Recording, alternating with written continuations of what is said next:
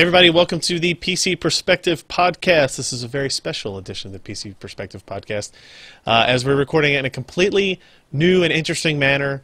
I'm Ryan Shrout. I'm Jeremy Hellstrom. I'm Josh Walrath. And I'm Alan Malentano.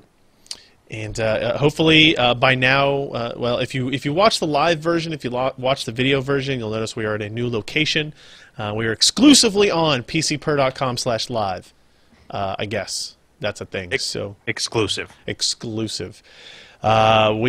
notice we have new lower thirds, although we are all still sitting in the same places, using the same cameras, with the same audio setup. So if you're listening to the audio-only version, chances are we will remain mostly unchanged. Now, make sure everybody knows this. We want to, if you have friends that listen to the podcast, maybe that they've watched the show before, make sure you point them to the new URL, pcper.com/live is the place where we will stream it on what is today? Wednesday? Same time, Wednesdays, 10 p.m. Eastern. And and then we'll still be posting the videos and the audio on Thursday. So like I said, most of that will remain unchanged. Actually, all of that will remain unchanged, so don't worry. And obviously, if you go to pcper.com/live, you'll see our chat room in there where you can hang out with us and pester Josh and Alan and Jeremy till they listen to all the things that you want them to do or say. The things. Josh is a very attentive listener, as I've learned over the years. Very attentive.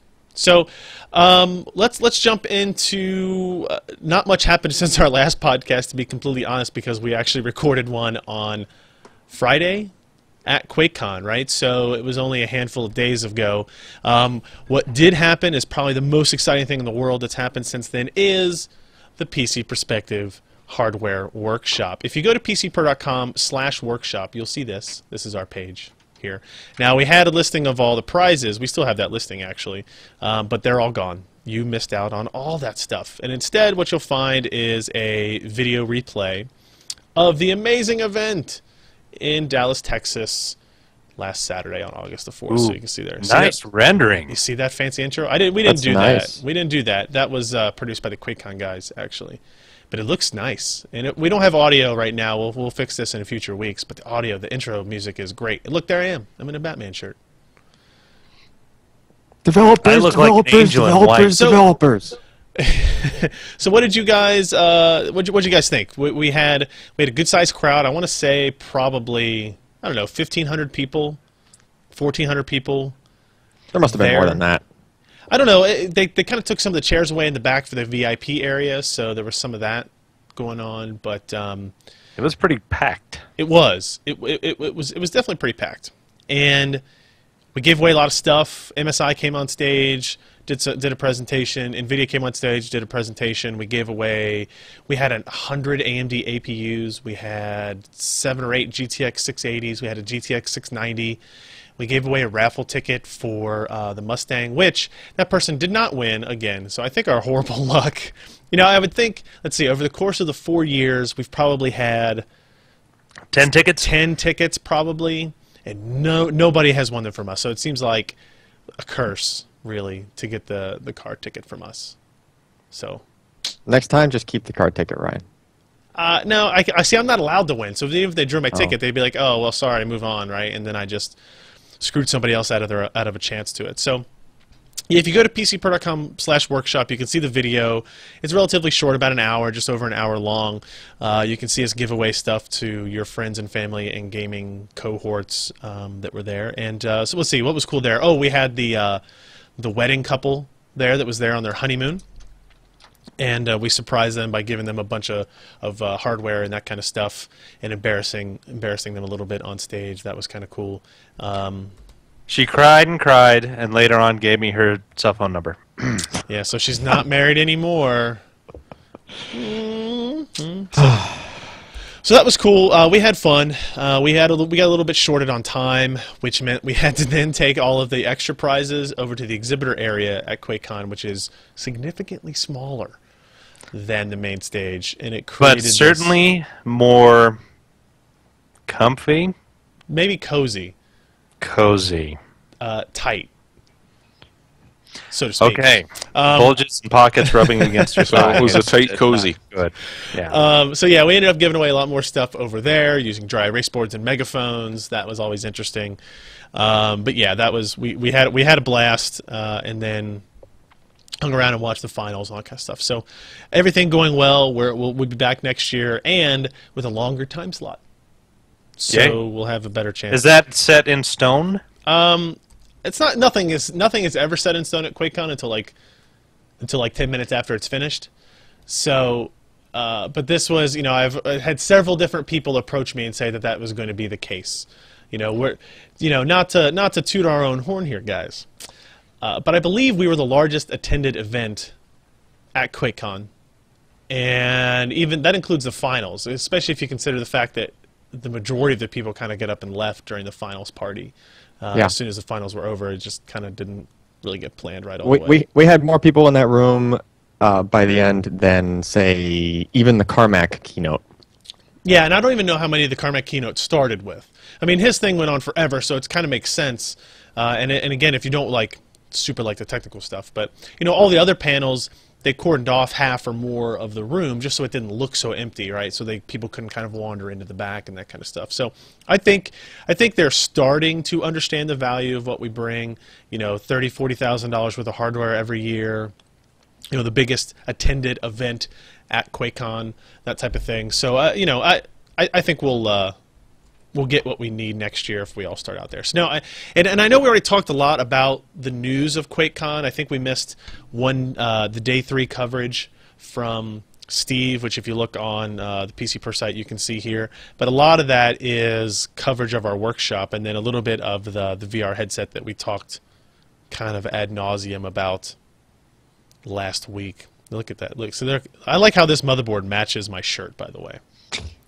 Yeah, that's pretty nice. Hey, just to insert something a little late, there was one larger event. Okay. It was the Mr. Pancake Theater. Oh yeah, okay, that's true. That's true. That's true.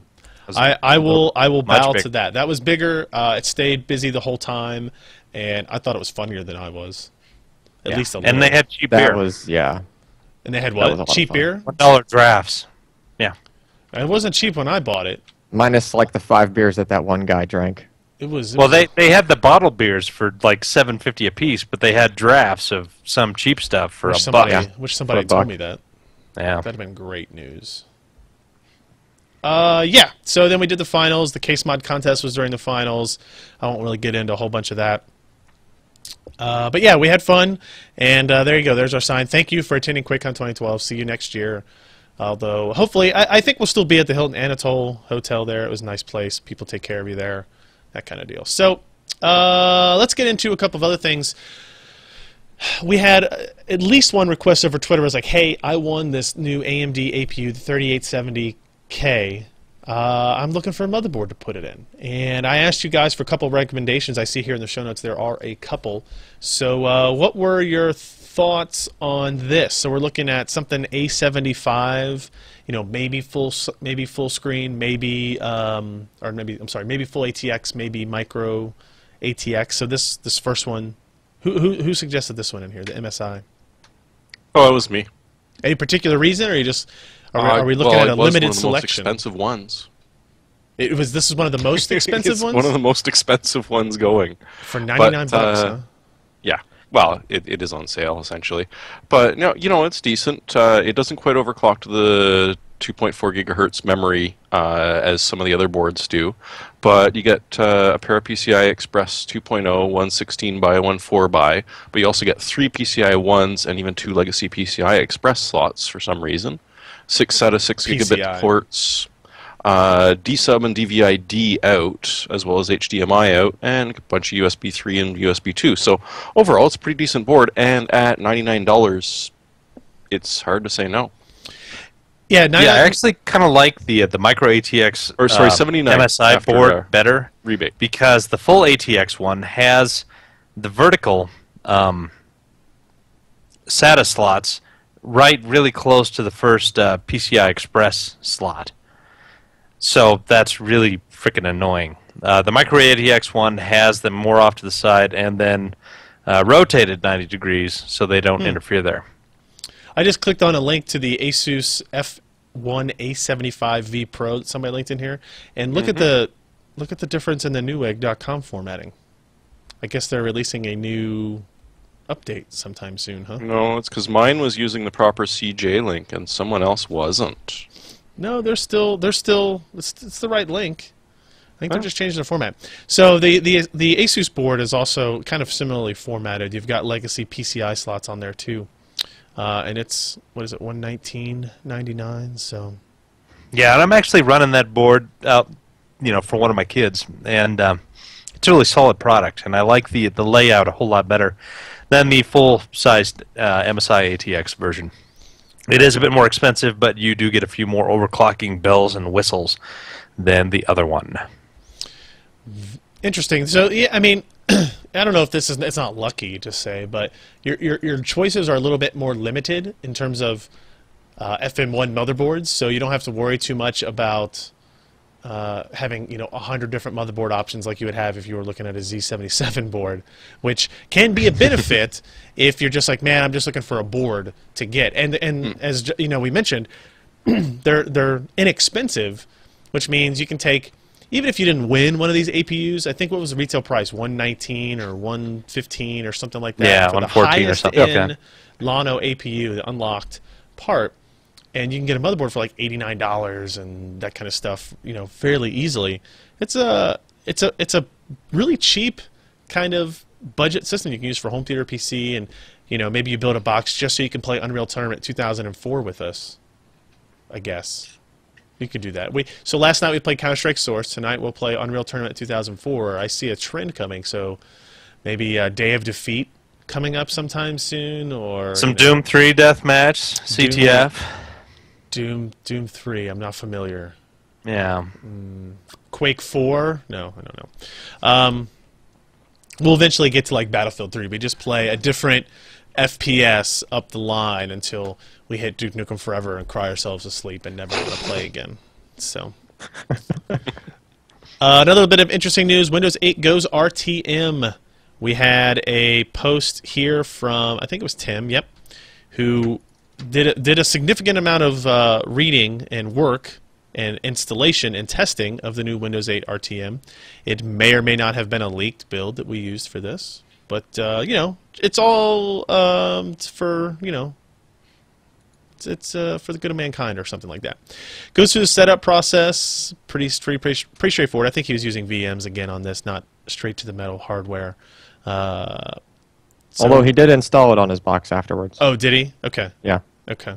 I mean, it's nothing. It hasn't changed super dramatically. We keep hearing interesting things about. Well, now Windows 8, it's going to have to boot to the Metro UI. It's not going to be an option to boot to the base Windows desktop. I'm sure Alan has already stated he's going to figure out a way around that anyway. Of course. Of course.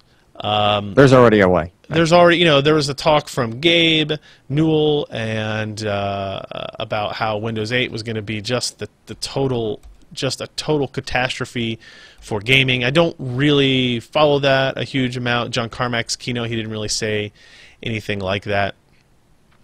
Did he, Josh? I don't. Yeah, that really doesn't make any sense to me. That statement. He said nobody in the office so far runs Windows 8, and they really should look into doing that. Right. I mean, yeah, but he said that he trusts the people at Microsoft. He thinks that they engineer pretty good products, and sure, they stumble now and then, but he's not entirely sure why, Blizzard and Valve are kind of giving Windows 8 a bad rap, because if you kind of look at the technology underneath there, they're doing some things a lot better. What's getting, the worst press, of course, is Metro, right, or whatever the heck they're gonna call it now, because it's essentially a touch UI that they're gonna shoehorn into a desktop. right. And so They're yeah, calling it unless they have Windows- some other DRM type things in play that could really cause issues for some software, I don't know what all the fuss is about. Maybe we could ask Tim Very sometime if he knows what the heck's going on. I think so. I was trying to understand. So there was all these stories about Gabe saying that it's this huge catastrophe for PC gaming. I kept doing some reading, and the only thing I could come up with that actually kind of like that his argument was based on was like it's going to push hardware vendors it's going to push certain hardware vendors out of the market, and these low margins are going to get even lower, and so that's a detriment to PC gaming. And I don't follow, I guess, is the best way for me to put it, right? Like, I understand hating Metro, I understand hating having to going back and forth, but in terms of how drivers work, how DirectX works, how playing a game on your PC will work, it's the same thing. It's literally almost unchanged, to the point where most PC gamers, if that's what you do, shouldn't even really consider Windows 8. There's no tangible upgradable point, right, that's kind of worth looking into. But to say that it's some kind of huge catastrophe, it really confuses me, and I need more information on why that would be the case. In the meantime, and oh, go ahead. Windows 8 is totally hardware accelerated. It utilizes the GPU far more than Windows 7 and anything before, and so there's a greater utilization of your computational power in your box for multiple things. So again, I'm kind of stumped. It's not like I'm out there trying to say Windows 8 is the cure, and you need to buy it ASAP, because certainly I don't know enough about it. But yeah, I'm just confused. Yeah, agreed. In the meantime, we have been shown Windows new box art. So if this really gets you excited, Josh, I know it will. See, look at that. Look at those colors. Oh, look at the contrast. Do you remember when you used to buy box software? So nice. I do. It's like a high-def window. It's like earlier, before the show started, we were talking with Jeremy about he had these CDs that had a game on it, and I was like, see? What? What is that? Unreal Tournament 2004. What is that? Oh. What a great box art, by the way. Oh, I've got to show you this one, because here we go. Wow. But it's got one of these. Oh, Look at that. Yeah. I remember buying the Quake useless. 3 10 Useless. bucks. Played like 10 minutes of it. Well, you're gonna play more than 10 minutes tonight. So yeah, Windows 8 box art's out. That's not that exciting, I guess. But yeah, and apparently they're as Josh mentioned, they're removing the Metro UI name. They're going to call it Windows 8 style UI, because what is the point of that? That doesn't make any sense. Windows 8 style UI, just call it the Metro and move on. Like they think people are going to hate it less when it's not called Metro. Like, I don't now rather than say I like Windows 8 but I hate Metro, now you have to say I hate Windows 8 because this is the Windows 8 style to it. It doesn't, I don't know. It seems like it's like damage control again. Marketing is get their fingers into the pie, and that's never a good thing. Nope. I like my pie finger free. Thank you very Yes. much.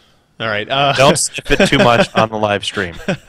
Let's take a quick second on that cheerful note to thank today's podcast sponsor, and then we'll come back and talk about some news items. We should really integrate, like, I think for when we come back next time, we'll actually have a video ad. Alex from MSI is going to be in studio. Whoa. Go, Alex. This month Gonna is going to blow be in Ken's studio, mind. and we'll record an actual video ad to use now that we have control over all this stuff. I'm not sure I can handle that. I think you'll have to hit another button. I think it'll work. So let's talk about some of these news items that cropped up, and maybe a couple of them are things that we missed since Friday. The first thing that I thought was interesting is AMD launched a new APU, but actually not a desktop one. Well, it's not a consumer one. It's a FirePro branded APU. This is essentially Trinity, right? Make no bones about it. This is just the same part that they were going to release for consumers, only now it is branded FirePro, and they'll charge higher prices for it and that kind of stuff. So this is kind of cool for entry-level workstations. What that definition is still a little bit up in the air, but you're not going to get super performance out of this. It's not going to be something that we haven't seen before, right? We're still talking about a part that's 3.8 gigahertz up to 4.2 gigahertz, 384 stream processors, a GPU clock of 800 megahertz, and it is fully unlocked if you get the FirePro A320, which kind of defeats the purpose of having a professional branded part. I mean, if you're doing overclocking with it, but you get some of the validation. What's the lowest and driver price support. FirePro card standalone out there? Isn't it like Is it 250 or $600? Let me look. Around 3, I think. It's gonna be fairly low. They've got some good entry level parts like now. current gen one. Yeah, so like, you know, the V5900 is $424, but I mean you can go all the way down as low as the V4900 is $159, right? I don't ask me what generation we're talking about for all of these, like what actual GPU technology is in them, because I can't tell you right now. But you can get V5800s for $379.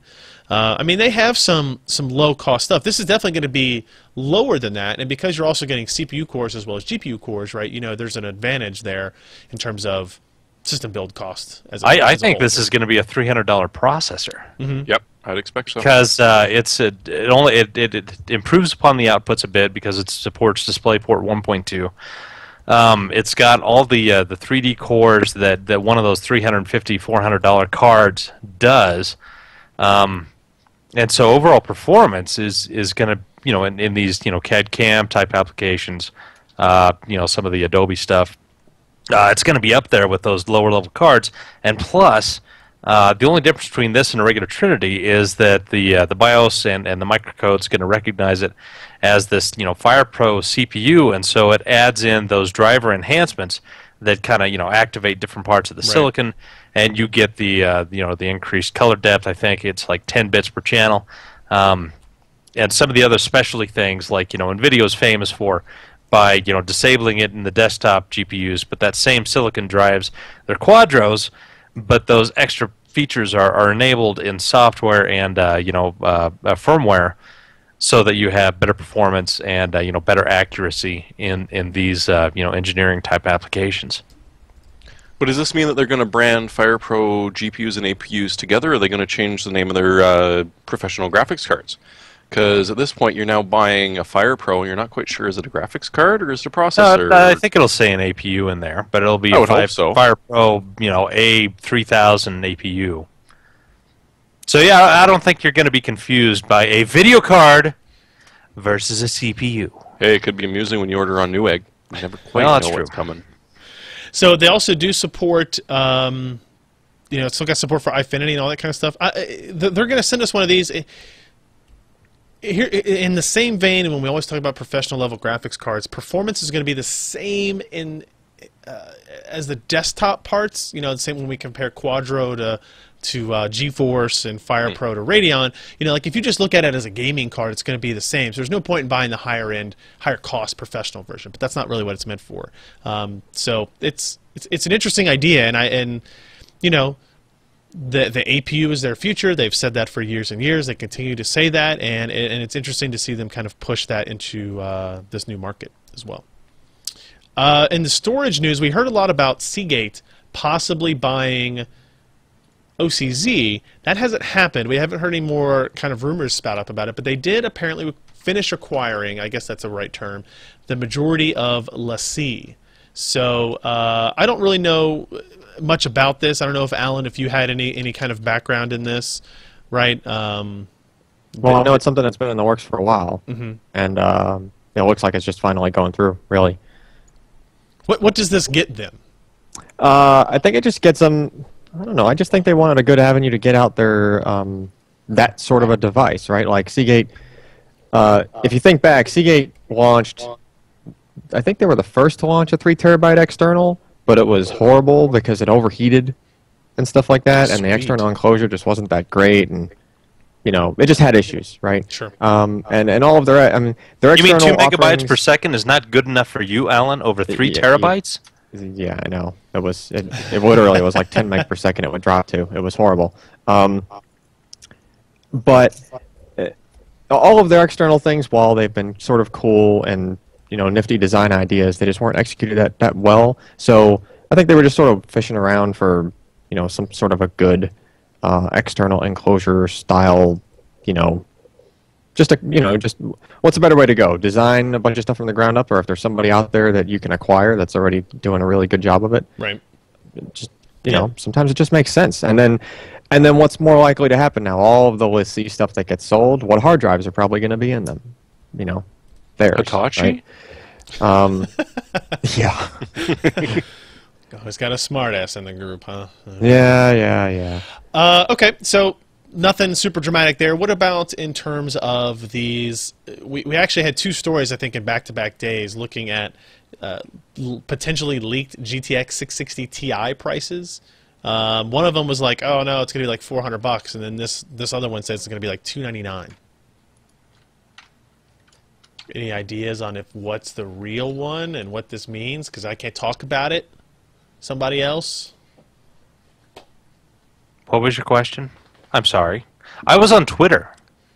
Oh God, are we gonna do this now? Oh, No. as if we had beer as a distraction as much. Now we gotta do Well, this. Josh, you think you're Yes. going to be paying $350 for a 660 titanium or $300 for a 660 titanium? Jeez, you Because gotta those ask are the me that. competing rumors. What? It's a $350 card, mentioned by some of the sites that have leaked SKUs and prices out. Mhm. And when you consider it's not that much slower in a 670, I guess that's about right. Kind of Makes blows sense. for consumers, but You know. yeah. So I guess we're The not gonna comment overclocked ones anymore will on be that. approaching 400, I'm sure. That's what's interesting, right? So you'll see, I'm sure you'll see like base versions and then like overclocked and then overclocked with larger frame buffers and all that kind of stuff, and we'll see how much gap there is between that and the 670 in terms of that. I worry. I don't think it's a worry. I think it's great for consumers. If this were to sell for $299 and the performance levels that it's at, that's great news. But the only issue would be, is NVIDIA kind of self-killing the 670, kind of like they did the 570 last generation, right? When they released the 560 Ti was such a great card, especially the 560 Ti 448, which was supposed to be like that super limited edition for a month that lasted like 5 months. Weird how that happens, right?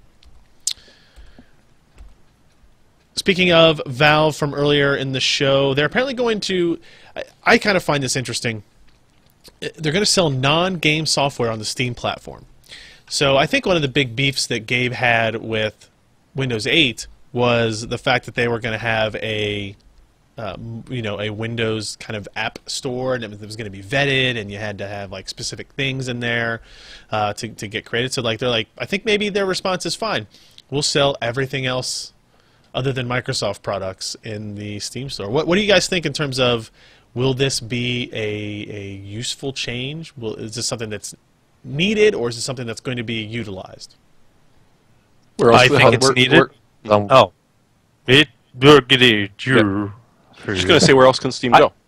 I think it's needed and going to be utilized because, I mean, how many people have seen the success of, the App Store from Apple and, Google Play on these stinking things? It's a phone. It is a phone. And, how easy it is to get apps that way instead of going through some tedious and tumultuous and labyrinthine thing to get downloadable software from Microsoft.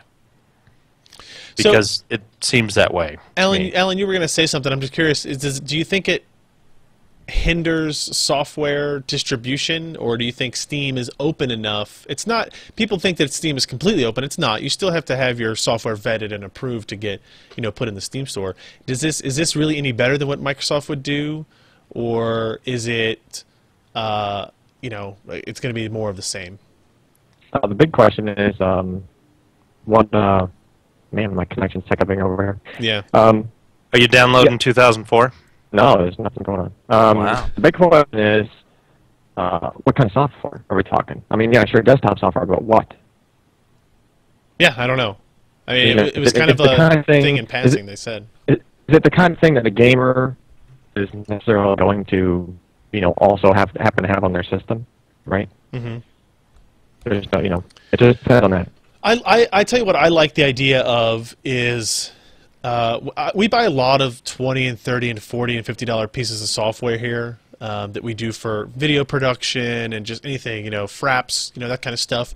And I'm always having to go back through my email and find the keys, when I re-download it and reinstall it and re-register it and go through my email and find the keys and paste it in there.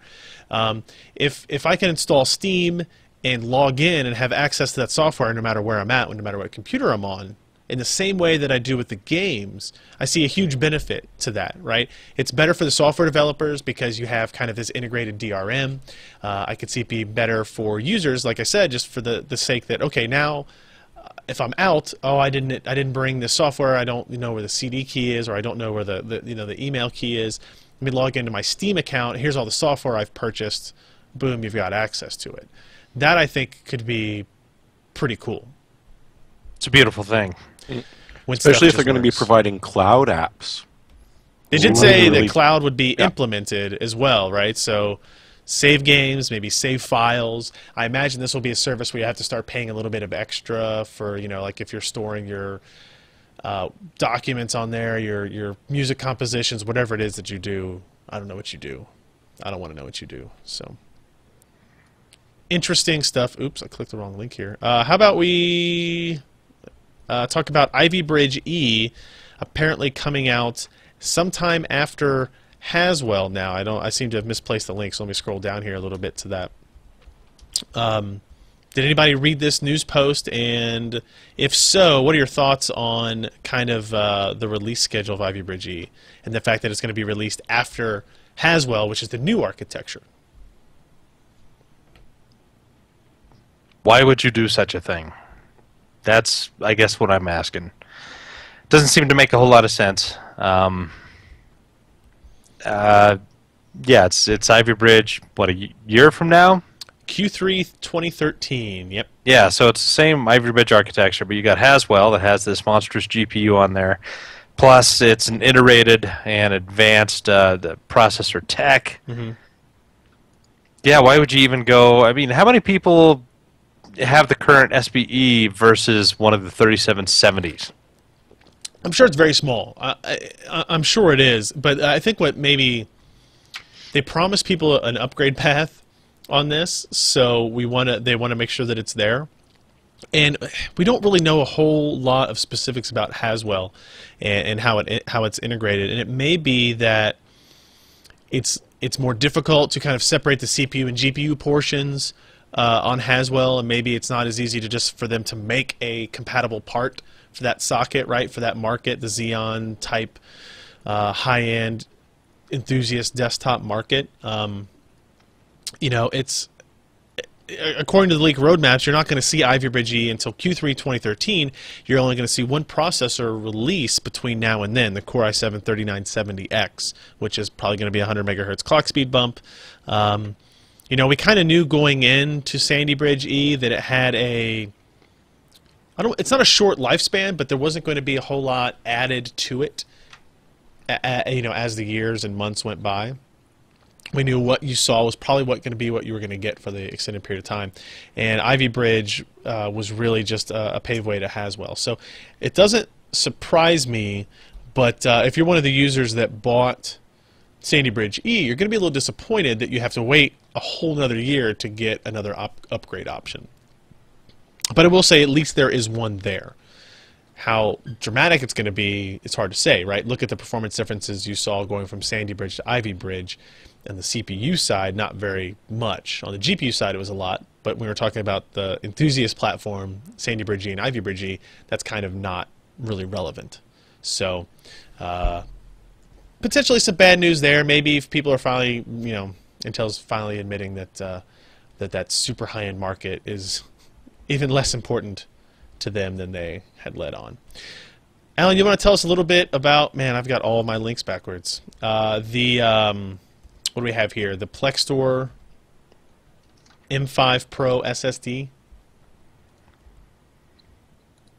Did we lose our Alan? Wild. Uh-oh. He's still there, kind Can you of. hear me? Yep. We can hear you. All right, hold on. I'm killing the video. All right. Can you hear me now? Yes. Not much change. Well, whatever. All right, so yeah, M5 Pro SSD. It's a new Marvell-based, based on the newest Marvell Monet controller, and as far as their stated specs, they look pretty darn good. I guess just we'll have to see proof in the pudding once it starts getting tested out there and see how well it holds up. But it should be pretty good. I mean, that's I believe that's the same controller that ended up being the one that has the OCZ custom firmware. That's the Vertex 4 and the other drives that are clones-ish of it. All right. So, nothing super revolutionary here. I mean, No, nothing, no new features, no, I mean, it's SSDs are pretty much, the only real breakthroughs you get is when you start going beyond serial ATAs, the interface. Right. They're pretty much sort of topping out 68-bit serial ATA. All right. This actually came up yesterday. This was an interesting deal of the day. We get sent a lot of these types of things, and we tend to post ones that I find interesting. Do you remember the EVGA GTX 462 win? This was a dual GF104 graphics card that originally retailed for $409. And what was cool about this is that it had performance nearly on par with the GTX 580, but for like $150 less, right? So it was really, really cool at the time. I remember getting it. I think we posted like the first review actually of this card. And it was one of the first kind of mid-range custom-made combo cards as well. But now you can buy one for $169 after That's cheap. Yeah, it's like, let me see what it is. It's like with a $180 instant rebate or something like that. I mean, that's a pretty dramatic instant rebate. You save $230. Right. Yeah, $180 instant savings and a $50 mail-in rebate. And it's actually through Tiger Direct, and I think, let's see if we actually have these still in stock too. I mean, and if you look at the price of a 580 today, this is still a great deal. I mean, what kind of cards are $169, right? The 7770 and the 560s, I guess. I mean, this is a great card for the dollar today still. If you can pick it up. Looks like it's still in stock. Limit 1 rebate per person, billing address, company, or household. So yeah, you pay $219 at checkout, and you get a $50 rebate from EVGA. And plus, you can do the NVIDIA Surround without getting a GTX 600 series. Yeah. You're absolutely right. This is one of the few cards, or the only cards that did. I think it was actually 3+1, right? You could do surround plus an auxiliary display. Actually, if I bring up this, this will be interesting. Let's look through the review I posted on April 27th of 2011. Yep, 4 monitors, 3D surround, and 1 extra one. So you could see it actually. This was always disappointing to me. There's an SLI connector here, but it was disabled. You could not add a second card, which would be sweet if you could get 2 of them for $170 a piece and do that. That would be pretty awesome. And then just to show you a single benchmark page, let's do Metro 2033, just because you'll see how, let's see, at 19 by 12, how it compared to the 580. So you get an idea there. It actually a little bit faster than a single 580 in that test. And then 2560 is a little bit lower at 2560 because we get into the frame buffer issue where each of these cards I think only had 1 gig of memory. So yeah, pretty cool stuff. Pretty cool stuff. We like seeing these types of deals as well. Has anybody here played DayZ? No, but I've heard all about it. When we were looking through purchasing Counter-Strike Source and Unreal Tournament 2004 yesterday, we came across Arma 2, which is now for sale. Like, it's at the top of the charts. It's like number 3 on the Steam most popular sales chart. And it was like, what was it, $29 still, Ken? It was $29.99 still. And this is a game that had a very small niche market to begin with, right? When it first came out, and then how long has it been out? A year, maybe more. A little bit more, I think. A little bit more than that. I mean, this is a game that had very small niche market, hardcore, enthusiasts behind it. I never played it. Super realistic in the fact of like it was, one-shot kills are the norm type of thing. It was not a run-and-gun shooter. It wasn't as realistic as UT 2004 is, but it was pretty close. It was pretty close. Yeah. And the DayZ was a mod for it. It was like a zombie survival mod built for it. And with a perpetual world. Yeah, which is awesome. And it completely revitalized the game. And apparently now The developers from Bohemia Interactive are developing DayZ into a retail standalone game, and the pricing structure will apparently be similar to Minecraft, with rapid pre-release versions and progressively decreasing discounts as the game reaches closer to release. So I haven't played it yet. We thought about buying it yesterday and kind of trying it out. I don't know how exciting of a live stream event it would make, because it's from everything I've read about it and listened to a lot of gaming podcasts talk about it, it's very slow paced, but when it gets exciting, it's really, really exciting for that time point, because you could die. Any single zombie can kind of kill you at any time, which is... Well, I the guess other after a players. point, the zombies are... You can avoid them. You can kill them easily, once you get armed up. But the problem is the other players there who are still scavenging for materials, and you start getting these, these camps of these refugees, raiding other camps, and picking off individuals who are running around in the forest. And so, yeah, zombies turn into not a big threat. It's all the other players on there trying to get all your stuff. Don't take my stuff! Don't take my stuff. Jim, were you gonna say It's something? great Go to ahead. see this, though. Red Orchestra was an Unreal mod that did sort of the same thing. People started playing that until eventually it was picked up and released as its own game. Yep. That's going back a ways, though. We haven't really had any super major mods in a while, have we? Like anything that really caught on. Like I'm Like thinking about- Counter-Strike? yeah, like Counter-Strike or Day of Defeat or things like that, right? Like I'm thinking of the heyday of the Valve games. I don't know. I got nothing. I don't know either. And our last Good bit, Civ mods there, but that's a little different. yeah, still nothing like that like catches on and is as mainstream and as popular. But and our last bit of news, we needed to mention the Curiosity has landed, the Mars rover. We tried to send Josh on it, but they wouldn't let us. They wouldn't let us do it. I weighed too much. Yep. Just a little. This is cool to see. There's nothing particularly computer hardware related behind it, but it was just super awesome to see. I think Tim actually left us. If I can do That's this. There's a not true. 200 It was running megahertz on a 200 megahertz power in PC. there. Oh, is that what it is? Yeah. God, that's depressing, isn't it? Isn't it? When did this launch? When did it A couple launch? years back. Okay. Well, no, I mean, they started designing it in 1998. What I like is that it's supposed to have like a 60 megabit uplink. Yeah, supposedly once they get it That's connected. pretty good for 180 That's- million miles away. Yeah, that's pretty dang good. That's Well, the DOCSIS 3 ping on times are just steroids. awful. 14-minute ping times make it really Yeah. hard to get a good match of UT 2004 in, though. Yeah. It's super impressive to see. I like all the jokes and memes going around about how NBC has to have this 5-hour latency to get the Olympics over. A 3,000 mile or less, 1,800 mile, something like that range, while Mars rover's able to get back in that quick a time period. So, very cool stuff. Yeah, 200 megahertz power PC. That's It's very specialized software. That's- It's basically everything's running at the lowest possible level. We're not dealing with like Closest Windows to the APIs metal. and if they'd have built it on x86, Alan, they could have like right at the last minute popped in a Core i7 3770K. nope. Think of That how It's a wouldn't real bitch handle the to go to Mars radiation to in push between that power here button, and though. Mars. Yep. In Radiation between here and there would have ripped frickin' dozens of transistors off that sucker. So are each of the transistors on this Power PC thing like a quarter size?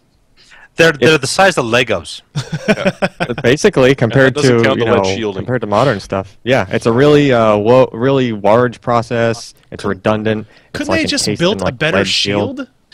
Well, no, it's in a shield. Yeah, but build a better one that blocks the stuff. Do you know anything about No, I don't. high energy No, I particle don't. physics? No, I'm just telling. I'm the high level guy, Josh. I tell you, here's the goal: make it do the thing with the stuff. Make You're it only- do yeah. the thing. Make it get there faster, safer, and then send all the stuff back. FedEx. And cheaper. Cheaper. Nah, cheaper. I don't care. Spend the money. But yeah, that's it. All right, so we're going to close out the show here. We're going to get into our hardware, software picks of the week. I am copping out on this one and telling you guys that my pick is Unreal Tournament 2004. And if you look at that Wikipedia page, you will see that very cover that Jeremy was holding up not too long ago. Let's see, it was released in, was it March of 2004? Right? It had a $10 mail-in rebate. That's important to know. I think most important is we're gonna play it tonight. We actually have a server set up. It's running currently in the PC Perspective offices. Did you know that the form that you need to fill out to get a CD key to run the server version of UT 2004 still operates? It you put in your email address and it still will send you a key. That's pretty impressive. Did not know that. Well, it's not like Epic isn't exactly rolling in money. Yeah, but I mean, this game is 8 years old. It's more than 8 years old. I mean, like... So if you're saying this is like an Ubisoft title, we would be so out of luck. I'm exactly Of course, whoever plays Ubisoft titles for more than 6 months. Yeah, well, that's very true. I mean... Someone waiting for the first patch? So, I just want you guys... Complete tangent. Imagine a game that came out in 2012. Imagine going, man, it would be really fun in 2020 to be able to play this game. I'll set up a server and get all my friends together online and play it. What do you think? Think that's going to happen?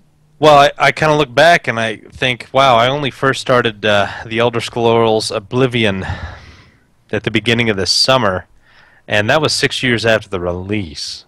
So think of it this way: I'm going to start playing Skyrim in 2018. I think it fits. I think that's good.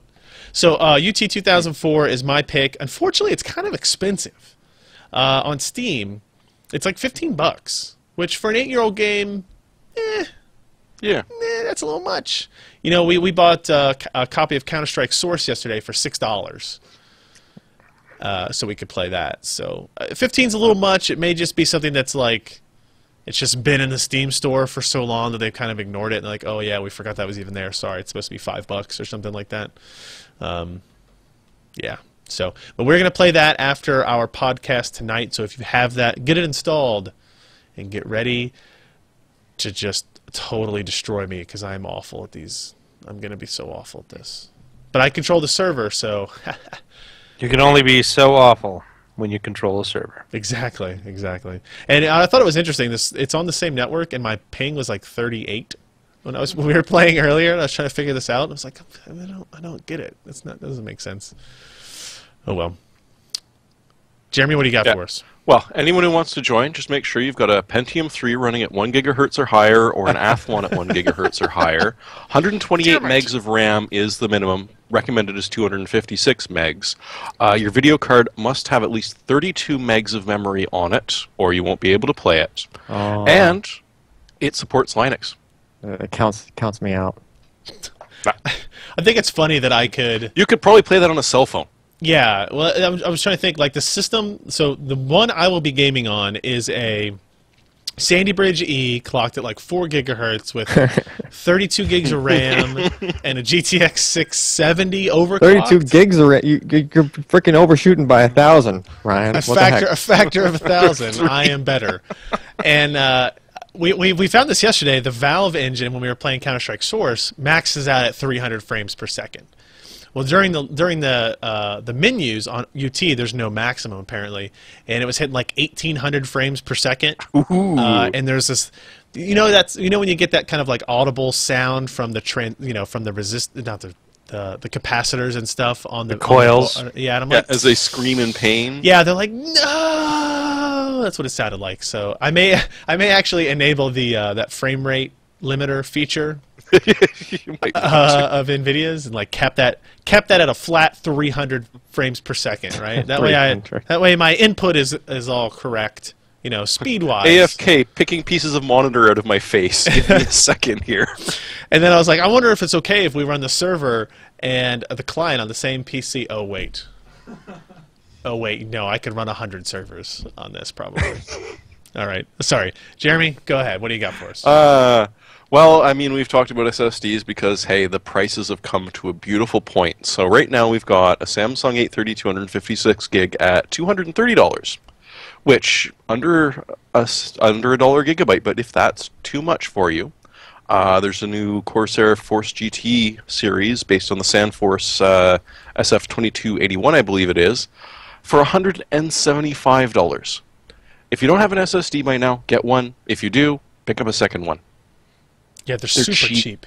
Yeah, that's super cheap. Like here's the Corsair one, the 4 Series GT, $175 after rebate. That's it's unbelievably cheap. Yeah. Now I kind of feel like a sucker because I've got like these 60 gig SSDs floating around too. It's like, gotta update that stuff. Well, move to Windows 8 and use storage spaces on them. That sounds no. No, Ryan's not allowed to make any kind of raid. No raids for again. me. Nope, single drives. That's a good point. Drives. Josh, what do you got? You've got Angry Birds? But you need a cell phone for that, Josh. Oh wait, Uh-oh. I do have one. Are you sure you want to quit? Yes. What did you It's my pick. It's my first cell phone in 8 years. It's the Samsung Galaxy S3. I just want to point out that he didn't have an older cell phone for those last 8 years. He had zero cell phone. None. Yeah. So this is my first smartphone. And I've been incredibly happy with it. I was comparing it today with a friend of mine who has one of the Droid X2, which is run Android 2.34, whatever it is, and it's got the Tegra 2, and I mean, it's just so pokey. And I never thought that a cell phone could be this smooth, and it is. Everything runs really, really fast. It's got good graphics on it. I guess it's Tegra 3 level, and it's a dual-core 1.5 gigahertz, and it's got the Crate. This is the Verizon version, so this is only at U.S., Canada, and Mexico. It's got the dual-core Crate at 1.5 gigahertz. It's a Qualcomm S4 chip, so it's kind of closer to the Cortex A15 rather than the A9s that power the Tegra 3 and some of the other competitors. So this is just really nice. See, we've been you thought we were lying to you the whole time. Well, it really needed a product like this to make me change my mind. I mean, there's some good stuff out there, but I think this truly, I don't know, except for maybe the iPhone 4S, my Palm one of the Pre more was pretty polished awesome. products out there, and it's got the Android 4.04, and it's just really smooth, and it works well.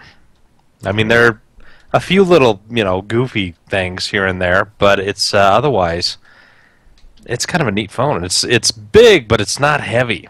Cool. And the battery lasts all day long, so I mean, I could go on and on, but I shan't. All right. Sweet. Welcome. And Josh signed up for a Twitter account. Twitter. Lord help us all. Yep. At Josh D. Walrath. Because I actually looked who Josh Walrath has already taken. Yes, it is. I was a little slow. Unbelievable. A little slow. A little slow. A little slow. Alan, what do you got for us? All right, so this has been bouncing around in the back of my mind to do this for a while now, and then there was that recent article about, what was it, the writer for Wired that got completely taken over and jacked by some hackers, right? Yeah, I don't know. He got all his accounts taken over, his iPhones and iPads and iMacs all wiped and everything else, just because of some silly, security stuff that hopefully those companies will all fix. I think it was like Amazon and Apple, and some of those guys messed some stuff up. However, Google has this two-factor authentication thing, and I decided to toy around with it in light of those recent events to sort of lock down my Google account some more. And so the cool thing is you turn this on, and it basically authenticates through by sending you a text on your cell phone, things like that. There's also an app that you can get that I believe is on all of the mobile platforms called, Google Authenticator.